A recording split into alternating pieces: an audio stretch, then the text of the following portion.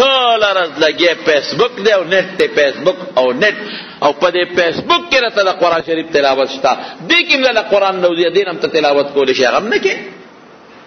پردي تصویرونه دي او پردي مخونه دي او جینکۍ دی او هغې ته کتل او جینکۍ هلکانو ته کتل او استغفار تا سره ټیم نشته چې ووایې.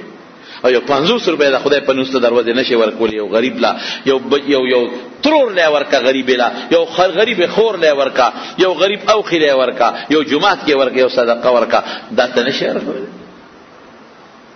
لک معمولی خدای ته رجوع کې او لک اجاړه خدای ته، دا یو شی پکې رانه هیر شو، الله ته لږ اجاړه ودرېږه الله ته او پریوزه ورته او ورته لږ اجاړه. یا الله زما حاجت به ته پوره کې، بل څوک نشي پوره کولی.